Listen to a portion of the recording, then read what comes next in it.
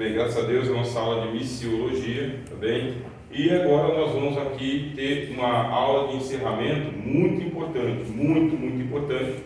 Nós já estamos aqui numa dinâmica que é para o nosso culto de missões, que vai acontecer no mês de maio, e já estamos em oração.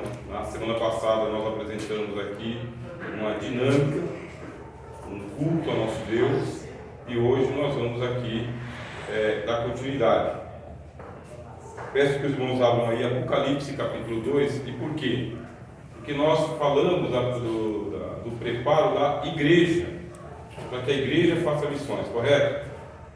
Hoje, o que nós vamos fazer? Nós vamos ver o preparo do missionário, daquele homem solitário que recebe a vocação de Deus e que vai para o embate para trabalhar missões. Então, nem sempre a igreja vai junto. Às vezes a igreja vai junto e às vezes a igreja não vai junto.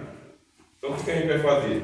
Nós vamos abrir aqui a Bíblia e vamos ver a teologia de missões com base no livro do Apocalipse, tá bem? Então, é teologia de missões com base no livro do Apocalipse. Nós vamos estudar hoje as 7 cartas do Apocalipse.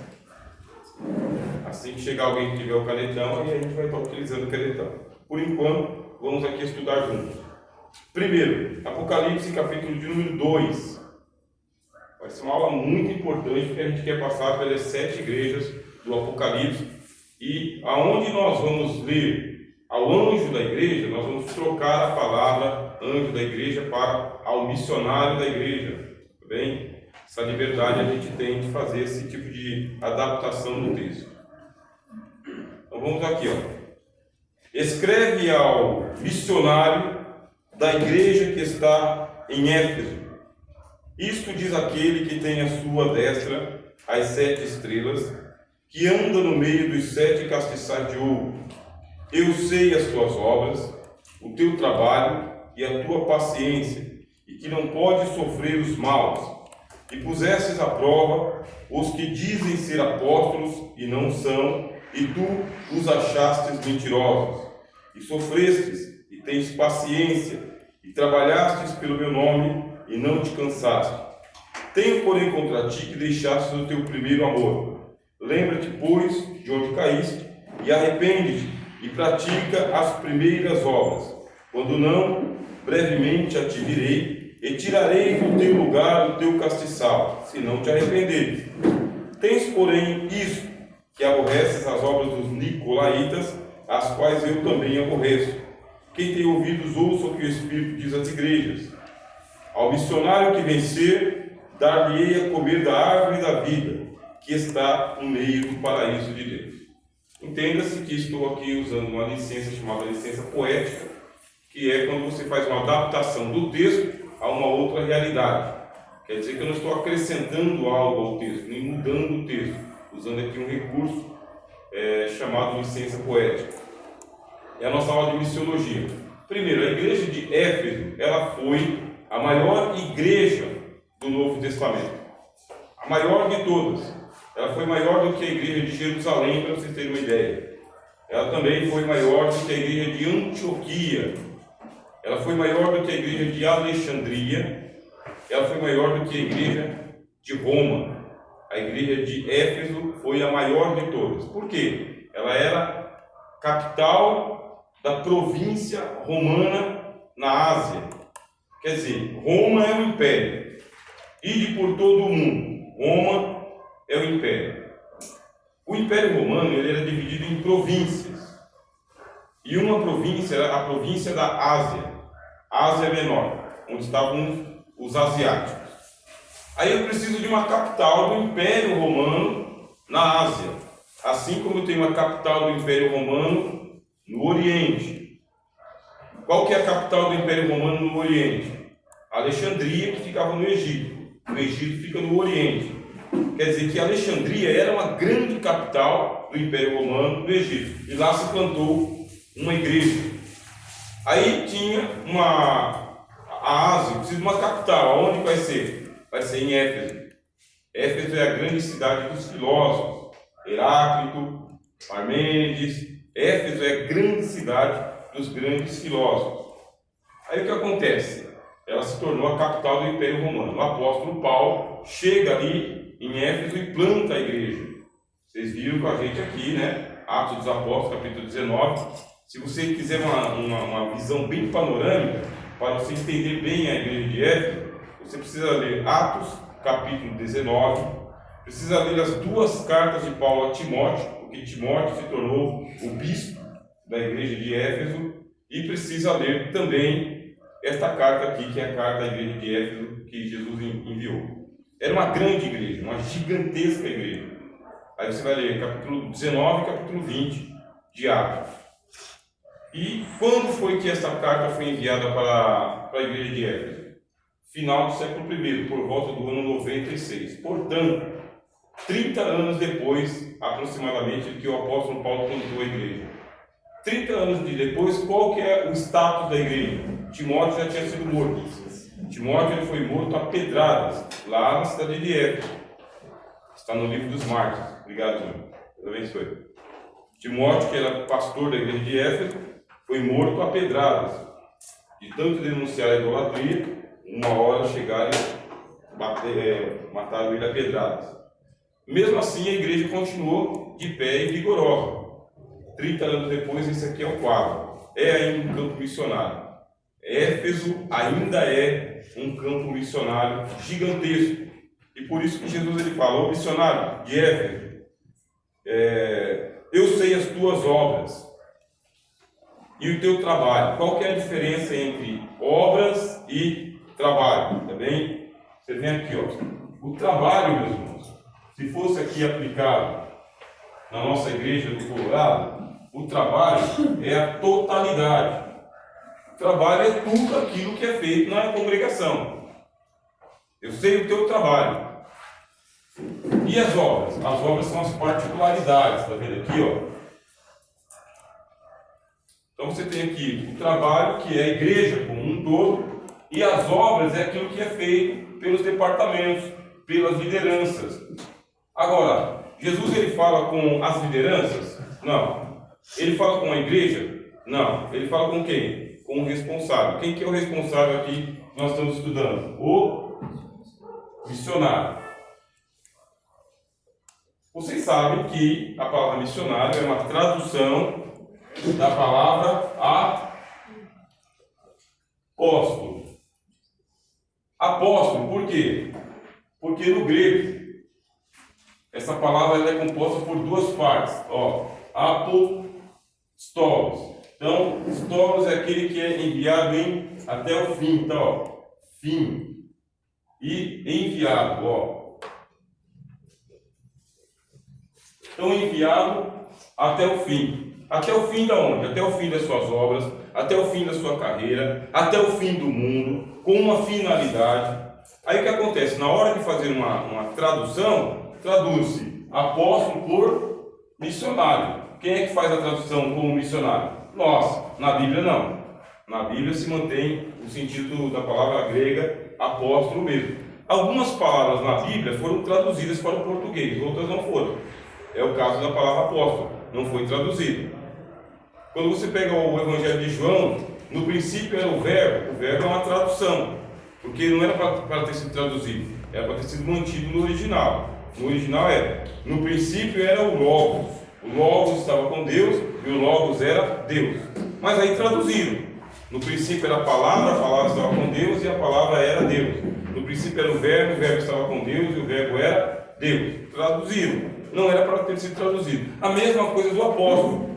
Eles não traduziram a palavra apóstolo, não traduziram a palavra presbítero, não traduziram a palavra diácono, está do jeito que estava lá. Agora, se você procurar, por exemplo, a palavra pastor, já não tem. É uma tradução. Obedecer aos vossos pastores. Não é pastores, é líderes. Obedecer aos vossos líderes. Por que foi traduzido para pastores? Por causa do entendimento da igreja, para a igreja entender melhor. As cadeiras aqui também estão bem desocupadas, tá bem? Ó, graças a Deus, né? Tá ficando mais cheio, né? Não pode ocupar todas as cadeiras aqui. Assunto importantíssimo. Então vocês estão entendendo o quê? A tradução não foi feita. Nós é que estamos fazendo. Então, ao pastor da igreja de Éfeso, ao líder da igreja de Éfeso, ao missionário da igreja de Éfeso, assim diz o Senhor Jesus. Ele diz: eu sei o seu trabalho, tá bem? A igreja que você está, e conheço cada departamento, como que você desenvolve. Uma coisa que nós devemos entender é que o missionário, tá bem? O missionário, ele é o líder, ele é o titular, ó. Ele é o titular, mas ele fica no centro. E por que no centro? Porque ele precisa distribuir funções. Qualquer homem e mulher que for tomar conta da obra de Deus não vai trabalhar sozinho, tem que distribuir funções. E é por isso que está escrito: eu conheço as tuas obras. A gravação está boa aí? Deixa eu gravando. Eu conheço as tuas obras. Portanto, quantos talentos devem ser desenvolvidos na igreja? Vou contar um testemunho breve que aconteceu comigo aqui numa igreja, que o pastor tinha ciúmes do trabalho que eu fazia. Eu não sei por que ele tinha ciúmes, se eu era só o candidato a diácono. Eu não era nem diácono ainda. Eu era um cooperador. Só que eu era um cooperador, e desde que eu aceitei o Senhor Jesus, comecei a estudar a palavra, e Deus vem abrindo o ministério da palavra para o ensino. Então, se me der uma sala de escola dominical e dizer: vai lá dar aula para essa sala, eu vou dar o melhor que eu posso. Vou ensinar, vou estudar, vou chegar antes, vou explicar, vou dar atenção, vou tratar os alunos como sendo uma sala do Senhor, mas vou me aplicar bastante. Se me convidarem para pregar, eu vou estudar bastante a mensagem, e na hora que eu for pregar, eu prego como se fosse a última mensagem. A última. Quer dizer que a gente prega com esmero e ensina com esmero. Se eu for fazer uma visita, com dedicação também. Aí o que acontece? Quando você faz esse tipo de trabalho, aí você pode gerar admiração ou inveja. Ou a pessoa vai admirar o seu trabalho, ou ela vai ter inveja. O que é o invejoso? É aquele que não faz e tem ciúmes e inveja daquele que faz. E por quê? O pessoal começa a comentar. Na hora que você vai pregar, as pessoas gostam. Na hora que você vai ensinar, as pessoas gostam. Recebem a palavra, não tem resistência. Aí eu passei um problema com o pastor da igreja, justamente porque ele pregava, só que ele era pregador de uma mensagem só. Fosse qual fosse o culto que ele fosse pregar, por onde ele começava, ele terminava. Ele era um pregador de uma mensagem só. E ele era bem monótono. Quer dizer, ele começava sem modular a voz, não usava os recursos da homilética que a gente aprende aqui na aula de teologia. E o pessoal acabava se cansando. O que ele fazia? Ele dava oportunidade para um e para outro, para um e para outro. De vez em quando, uma vez por mês, ele dava uma oportunidade. E eu fiquei ali como titular da escola dominical. Peguei a escola dominical com 3 alunos. Com 3 alunos, que ela estava realmente numa defasagem muito grande. E pela bondade de Deus, a gente conseguiu ter ali 30 pessoas indo para a escola dominical. Todos os departamentos estavam indo. Todo mundo começou a trabalhar bastante, né? Empolgado, envolvido. Começou a levantar os obreiros que não iam, começaram a ir. Irmãs que não iam, começaram a ir. Irmãos que não iam, começaram a ir. E ele não participava da escola dominical. Um dia ele foi. Quando ele foi e percebeu que tinha mais gente na escola dominical do que ia no culto de doutrina, aí, infelizmente, ele ficou com ciúmes. Ele ficou com ciúmes até que um dia, usando uma metodologia lá, aí ele falou: irmão Rogério, por favor, faz o seguinte, o irmão vai ler a revista, tá bem? Aí eu falei: pastor, mas eu estou lendo a revista. Não, o irmão não está lendo, o irmão está só lendo só o título. Eu quero que o irmão leia a revista e explique porque os irmãos compraram a revista, o irmão explicar a revista. Aí eu disse: pastor, mas eu estou fazendo isso, eu preparei a aula aqui, eu estou fazendo isso. Eu não estou lendo linha por linha, mas eu estou fazendo a explanação. Então o irmão não entendeu. O irmão vai pegar a revista, o irmão vai ler a revista. Aí você vai fazer. Tá bom? O irmão entendeu? Aí eu respirei e falei: tá bom, pastor. Eu peguei a revista e comecei a ler, né? Aí eu perdi totalmente assim a vontade. Mas terminei a aula.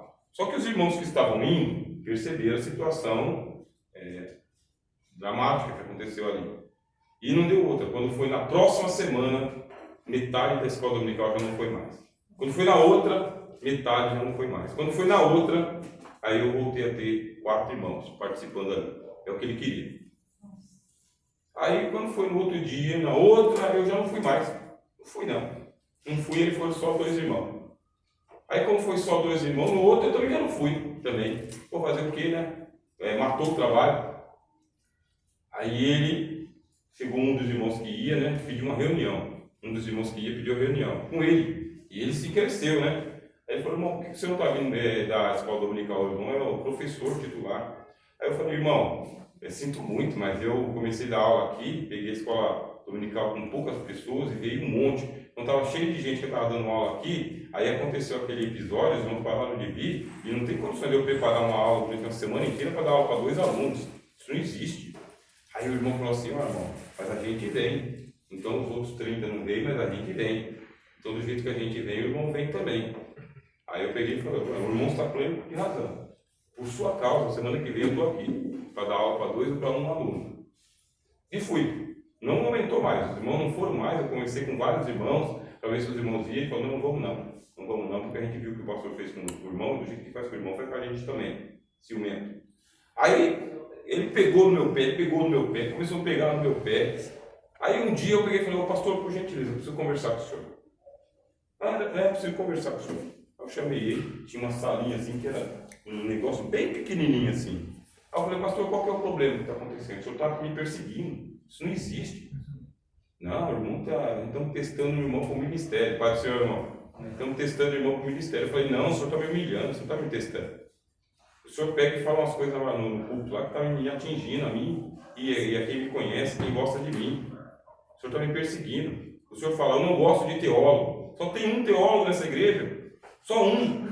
Se o senhor fala, eu não gosto de teólogo, só todo mundo olha para mim. O senhor não usa bigode, o senhor não usa bigode? Se eu falar que eu não gosto de bigodudo, é do senhor que eu não gosto. Falei assim. Aí ele, não, o irmão tem que entender. Eu falei, eu estou entendendo, pastor. O senhor para de me perseguir, tá bem? Se o senhor não quiser, o senhor fala que eu pego, levanta as malas, é no mundo. Bom, a amizade é a mesma. Bom, esse foi o entrever. Na conversa eu falei com ele o seguinte, pastor, eu vou ensinar uma coisinha para o senhor. Não sou ninguém para ensinar, o senhor vai ensinar para o senhor. Todos os talentos que estão aqui nessa igreja são seus. O senhor só precisa usar. Aquilo que eu fizer aqui é um talento que o senhor tem que desenvolver. Está na sua responsabilidade. Se eu for enterrado aqui, o senhor está enterrando o meu talento.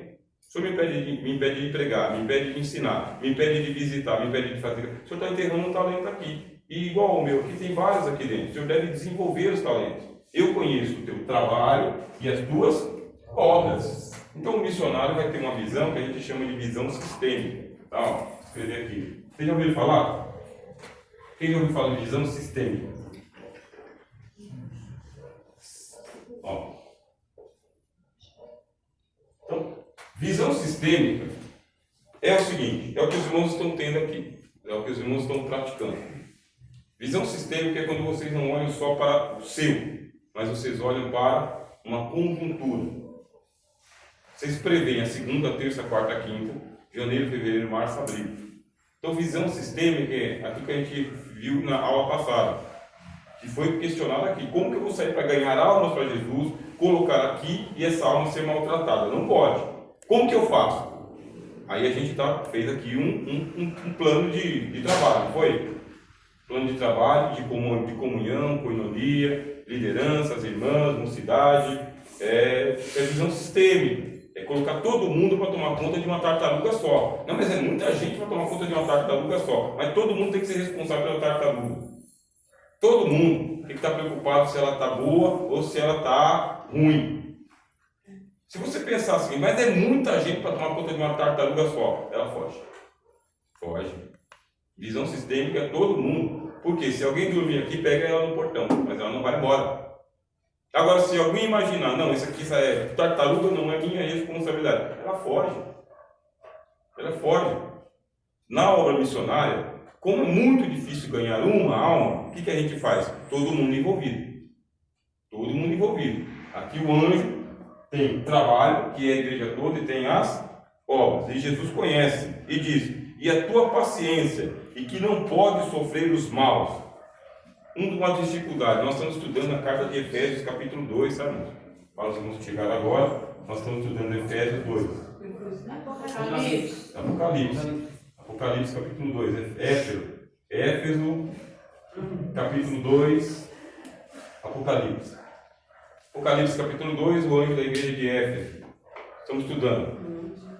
Aqui, o trabalho é muito grande, gigante.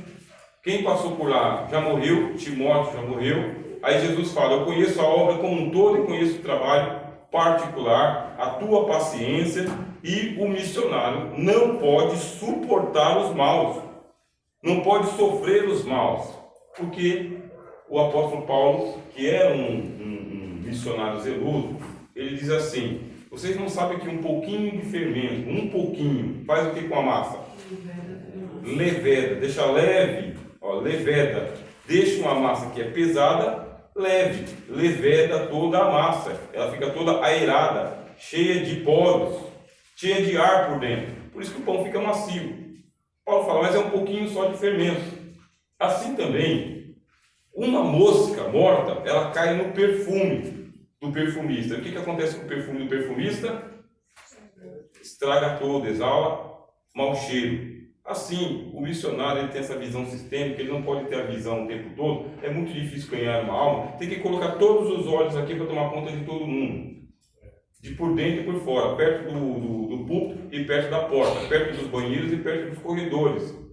Coloca todo mundo para trabalhar, pessoas que estão trabalhando no campo e pessoas que estão trabalhando na secretaria, o tempo todo. Por quê? Por causa que um só, que for um fermento, vai levedar a massa toda. E você vai ter muito trabalho. Tem um missionário na história da igreja, no livro Heróis da Fé. Quem já leu esse livro? O senhor já leu? A irmã já leu? Livro Heróis da Fé. Um missionário chamado Christmas Evans. Lembra da história do Christmas Evans? Christmas, deixa eu ver se é mais ou menos isso deve ser o nome dele. Talvez seja mudo. Tá? Evans. Christmas Evans. Ele era um homem violento no mundo. Quando ele se converteu, ele se tornou um grande ganhador de almas. Era muito eloquente, bastante. E a igreja dele era muito avivada. O trabalho dele era muito avivado. Até que entrou um pessoal lá para poder fazer heresia no trabalho dele. Pessoas más, controversas. Gente que fica encontrando doutrina que não existe para poder chamar a atenção. E aquilo foi cansando ele, por causa que ele tinha que parar todo aquele avivamento que ele estava fazendo para tomar conta de hereges. Gente que não trabalhava e ele atrapalhava o trabalho dele. Chegou uma hora que ele estava frio. Ele mesmo tinha perdido a fé, o ânimo, a vontade. A igreja estava envolvida num monte de controvérsia. E aí, como faz? Quando a armadilha dá certo. São os maus. Como faz? Um pouquinho de fermento leveda a massa toda. O que o missionário tem que fazer? O Senhor Jesus aqui, pusestes à prova. Não é disso que ele fala? Versículo de número 2. Pusestes à prova os que dizem ser apóstolos e não são, e tu os achastes mentirosos. Vamos pôr à prova. Surgiram pessoas controversas, surgiram pessoas dizendo ser alguma coisa, não sendo, porque às vezes o pastor missionário, a missionária que coloca alguém para tomar conta de um trabalho tem que exigir frutos. Nós temos que recolher frutos, não é isso que a gente tem que fazer? Adianta a gente ficar trabalhando e não ter resultado? A palavra resultado não é muito legal, mas é isso, é fruto. O termo bíblico é fruto. Você sai para semear e você quer o que? Fruto. Seu trabalho tem que frutificar. Se não frutificar, o que é que está acontecendo? Colocou os apóstolos aqui. Diz que é apóstolo, diz que é grande liderança, diz que é responsável. Então vamos trabalhar metodicamente. Trabalhar metodicamente em busca de resultados. Quais resultados? Frutos. Quais são os frutos das missões? Almas. Está no automático. Não tem almas. O que está acontecendo? O trabalho não está sendo bem conduzido. Jesus não era ganhador de almas? Sim. Eu estou lançando a rede para o lado esquerdo, não estou pegando peixe. O que eu faço? Eu lanço a rede para a direita. Só que isso aqui tem que mudar toda a minha metodologia, porque o barco está virado para lançar a rede para a esquerda. Eu lanço para a esquerda, o barco não vai a pique. O meu cérebro está preparado para lançar a rede para a esquerda. Para jogar para a direita, eu tenho que mudar toda a metodologia, porque o barco não está preparado. Vocês sabem disso, né? O barco de pesca está preparado para poder pescar. Tem que virar ele por inteiro, 360 graus, às vezes 180 graus. Tem pesos e contrapesos ali. Senão o barco vira. O que disse Jesus? Lança a rede para a direita. Porque não está tendo resultado, não adianta. Às vezes a gente é muito romântico, meus irmãos. Muito romântico. Fazemos missões de uma maneira romanceada. Muito romântico, mas sem resultado nenhum. É muito belo, muito emocionante, muito dramático, mas não tem resultado. O resultado é almas no aquário, não é isso? Alma na igreja, almas servindo ao Senhor, almas vindo para o Senhor. Esse é o resultado. Se 1 milhão é outra coisa, aí é o quantitativo, mas almas devem se converter ao Senhor. Nós temos batismo 3 a 4 vezes por ano. A gente pode se conformar com os números das pessoas que foram levadas ao tanque batismal ou não. Põe à prova os que se dizem ser ganhadores de almas e não são. Dizem que são apóstolos e não são. Dizem que são evangelistas e não são. Dizem que são lideranças e não são. Põe à prova. Porque se um desses aí for um infiltrado, vocês já assistiram o filme? O Infiltrado? O agente duplo? Tem agente duplo. Se for, o que acontece com o seu resultado? O que acontece, meu irmão? Não tem resultado. É falso. E o que tem que fazer com aquele que diz que é? Põe à prova. Então, como que eu vou pôr a prova? Pelos frutos conhecereis a árvore. Pode a árvore má produzir bons frutos? Não. Pode a árvore boa produzir frutos maus? Não. Pelos frutos se conhece? E não é o contrário. Você não experimenta a folha da árvore, você experimenta o fruto. Ah, sua folha está bonita, está verde, mas não é fruto, cara. Então, propaganda não é fruto, tá bem? Aquela alegria não é fruto. Posto não é fruto. O que é fruto? Almas convertidas ao Senhor. Isso é fruto. Quero ver alguém apresentar para Jesus lá, que é o meu banner aqui que eu fiz lá no culto lá. Ele fala, mas cadê a alma que resultou no banner? Tem que ter o banner e o resultado. Ah, como eu cantei bonito. Você cantou bonito, mas isso aí redundou em quê? Ah, cantei bonito. O importante é que eu cantei bonito.